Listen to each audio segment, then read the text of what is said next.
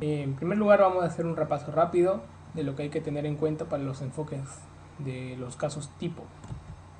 ¿Qué anemia se asocia con pérdida de sensibilidad vibratoria? La anemia megaloblástica por déficit de vitamina B12.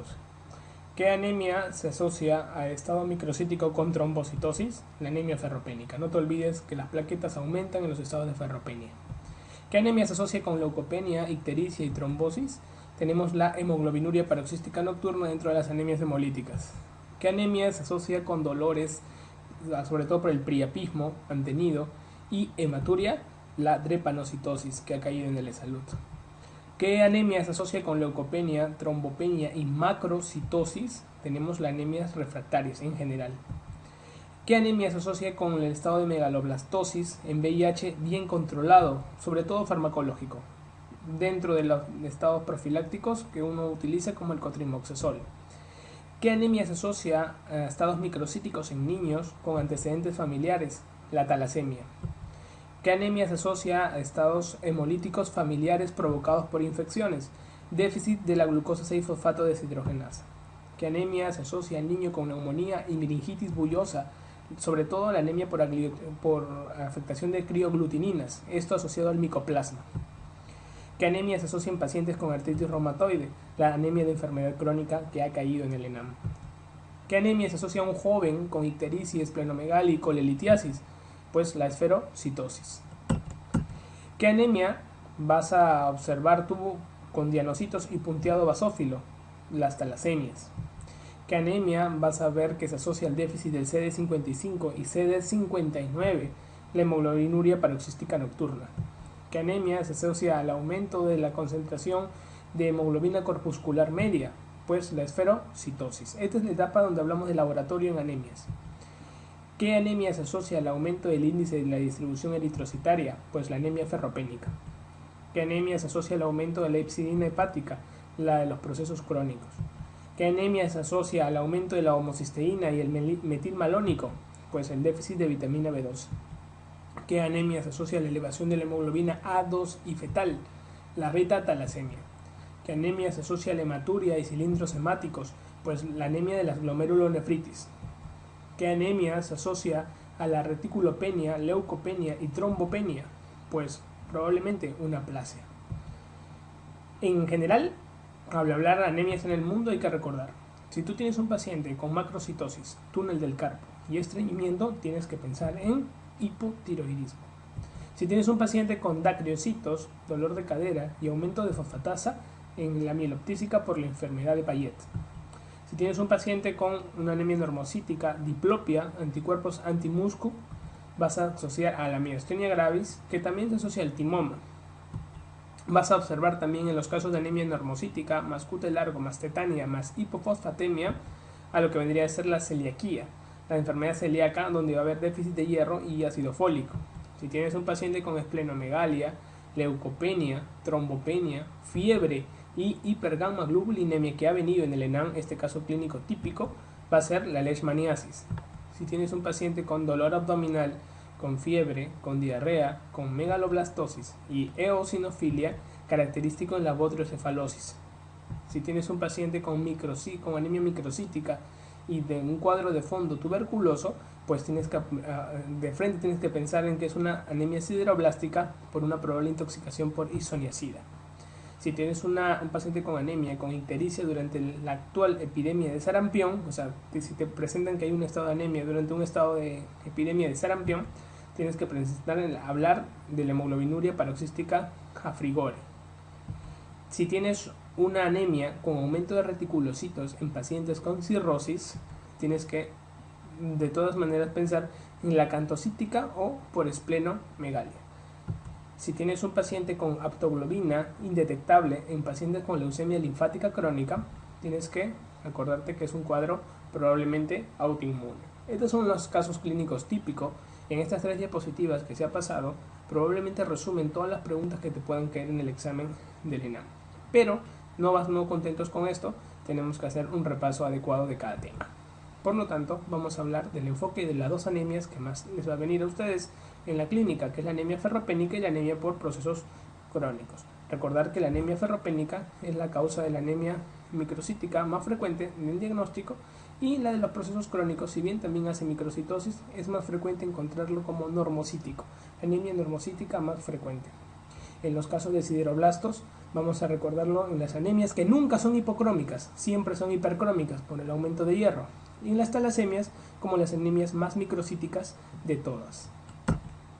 La bepa del hierro, pues recordar que el hierro lo vamos a tener sobre todo trabajando en la hemoglobina. Una parte también va a estar en las enzimas, que van a trabajar sobre todo a nivel del citoplasma y en la membrana mitocondrial, y vamos a tener también un hierro de depósito muy importante como ferritina y hemosiderina. Recordar que la ferritina es el hierro de recambio rápido, e incluso los primeros momentos donde se ve descenso del hierro es precisamente a nivel de la ferritina, quizás el marcador más precoz de descenso de hierro.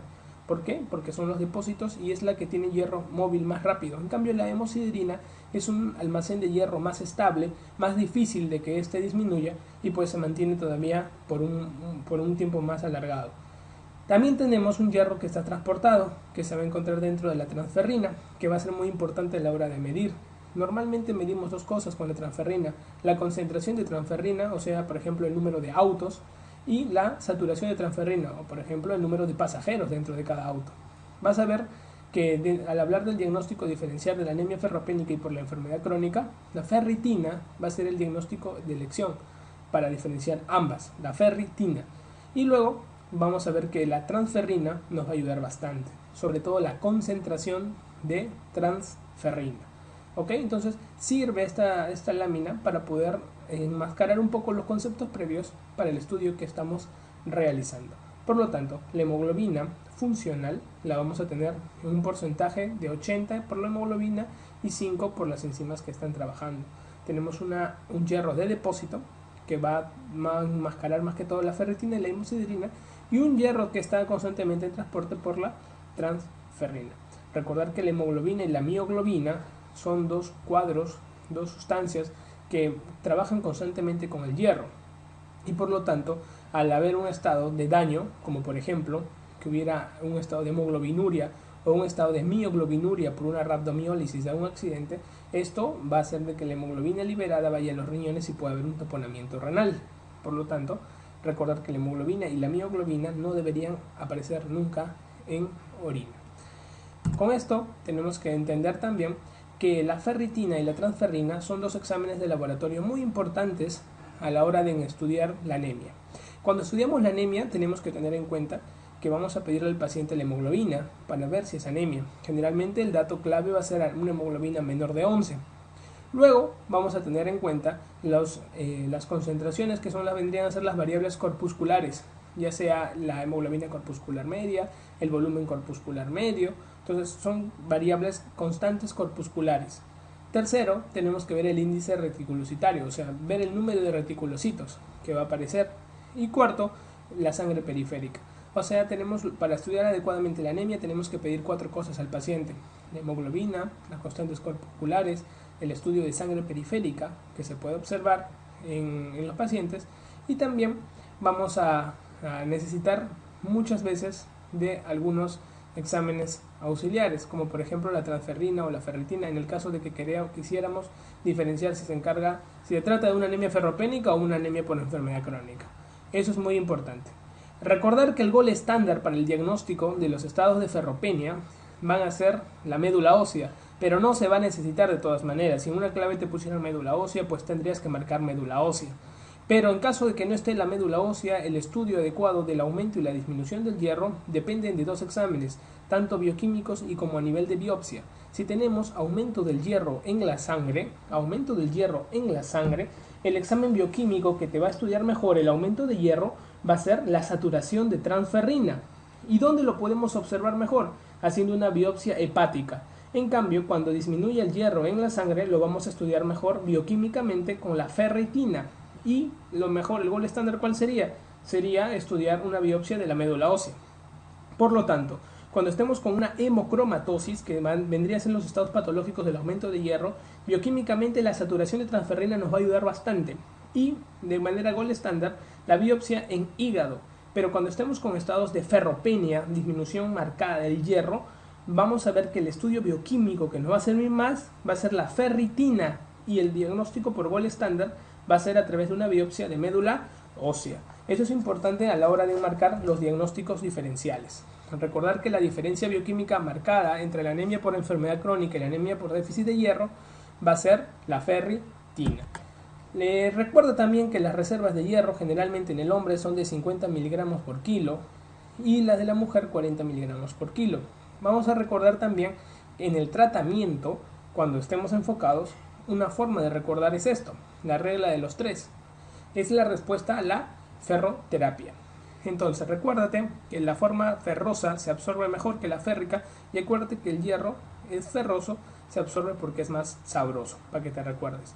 La regla de los 3 nos habla de que a los 3 días, cuando ya se inicia el tratamiento con hierro suplementario, aumentan los reticulocitos, pregunta de examen. A las 3 semanas ya comienza la normalización de la hemoglobina, que incluso se puede evidenciar al mes y medio de manera adecuada. Y a los 3 meses comienzan a llenarse los depósitos de hierro, donde la ferritina se termina de hacer normal hasta los 6 meses. Por lo tanto, se recomienda de que estos pacientes tienen que recibir un tratamiento mínimo de 6 meses debido a que tienen que llenar sus reservas de hierro. La prueba analítica para el diagnóstico de anemia es: ¿cuál de todas no te va a servir para el diagnóstico de anemia? Tú dirás recuento de plaquetas, pero dijimos que los estados de trombocitosis se asocian a anemias ferropénicas, por lo tanto puede ayudar. El recuento de reticulocito dijimos que es parte del diagnóstico inicial, por lo tanto esto nos lleva a las 5 cosas que hay que tener presente para estudiar una anemia de manera adecuada. La primera, el estado de la hemoglobina. La segunda, los estados corpusculares. Ahí hablamos del volumen corpuscular medio, por ejemplo. La tercera, el estudio de reticulocitos. La cuarta, el estudio en sangre periférica. Y la quinta, que podemos pedir en caso de que vayamos a hacer un diagnóstico de fondo, cómo se encuentra la ferritina y cómo está la saturación de transferrina. ¿Ok? Eso para comenzar el diagnóstico, el trabajo inicial. La prueba que no estaría acá indicada sería el recuento de linfocitos, que no se asocian en ningún momento al estudio de las anemias.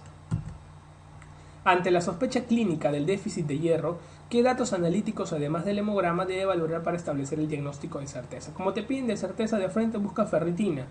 Todos los demás los puede tener también alterado la anemia por enfermedad crónica, pero la ferritina es suficiente para el diagnóstico cuando ya tenemos, aparte del hemograma, queremos hacer un diagnóstico de certeza. Recordar que si tuviéramos médula ósea, marcaríamos médula ósea, por ser mejor y sobre todo el estudio gol estándar. Ante un enfermo con anemia ferropénica que va a iniciar tratamiento con sulfato ferroso, ¿qué recomendación no debe hacerse?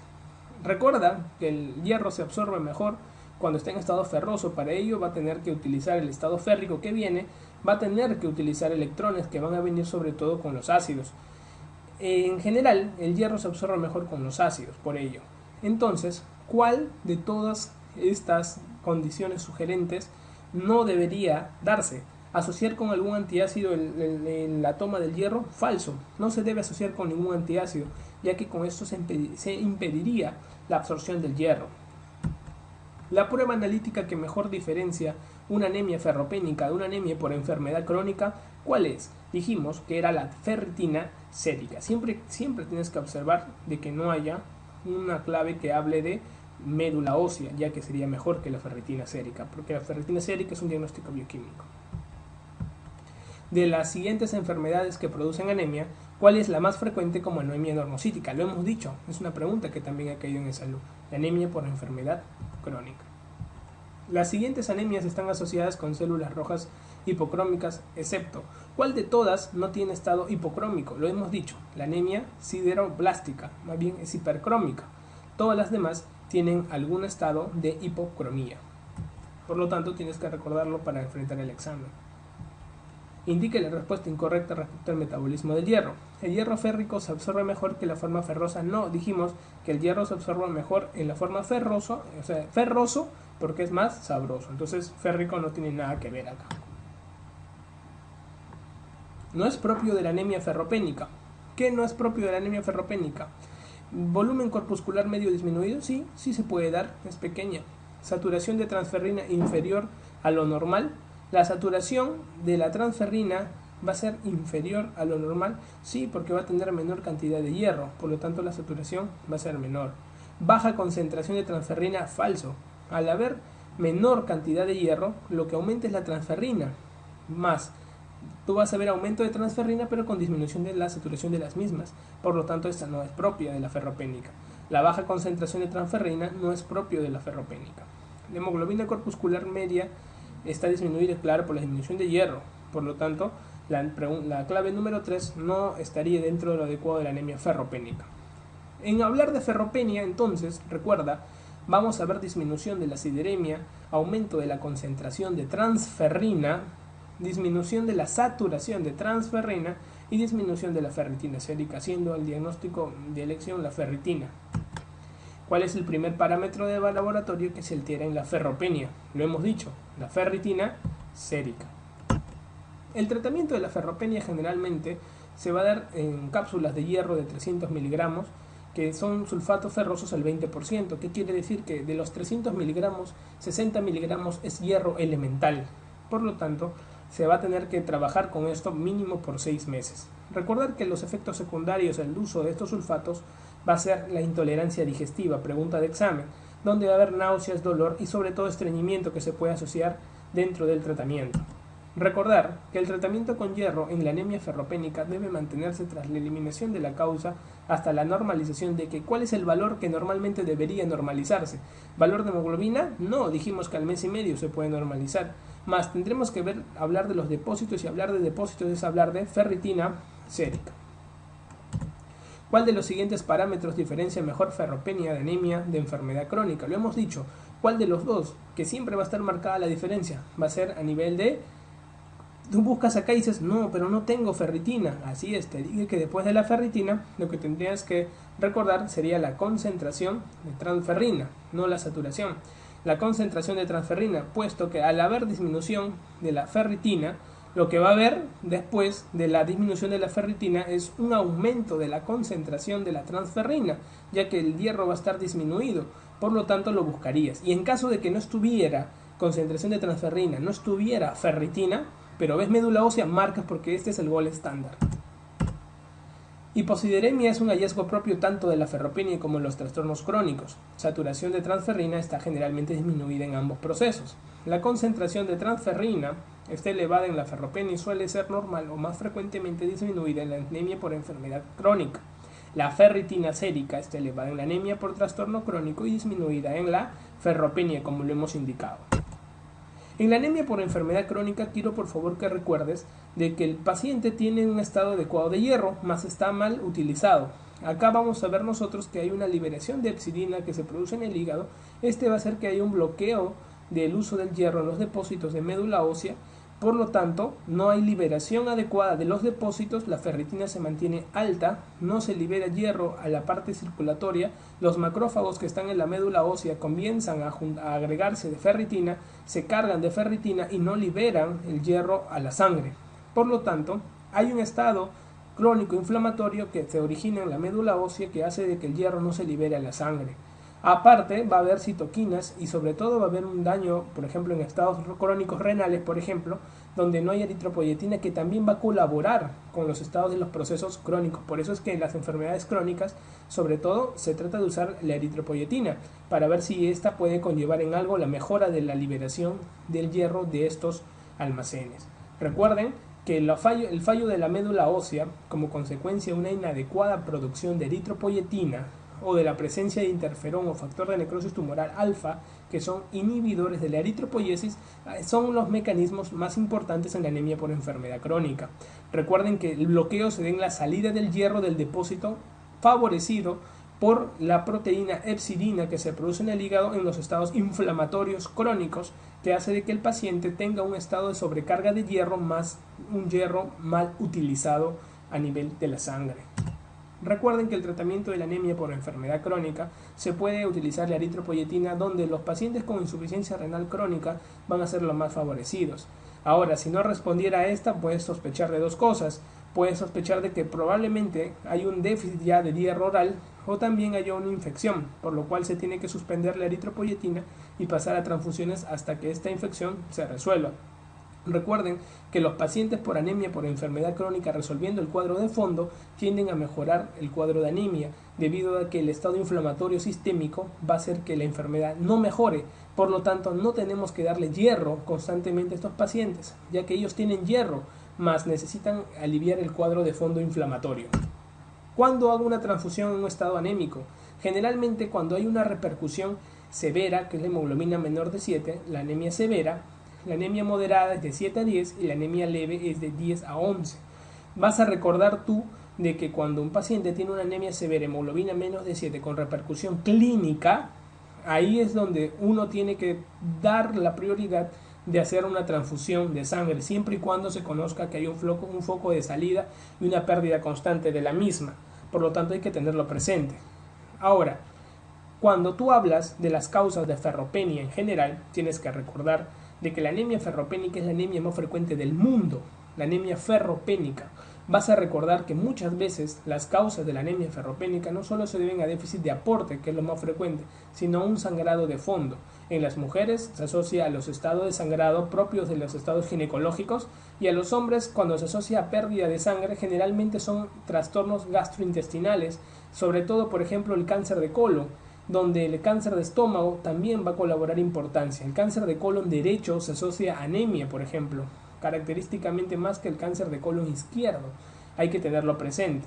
Cuando tienes un paciente con sospecha de cáncer digestivo, que es muy frecuente que vaya con anemia, lo que tenemos que hacer es primero dar hierro oral al paciente, luego hacer una panendoscopía, hacer una colon o una endoscopía para poder observar el lugar de sangrado.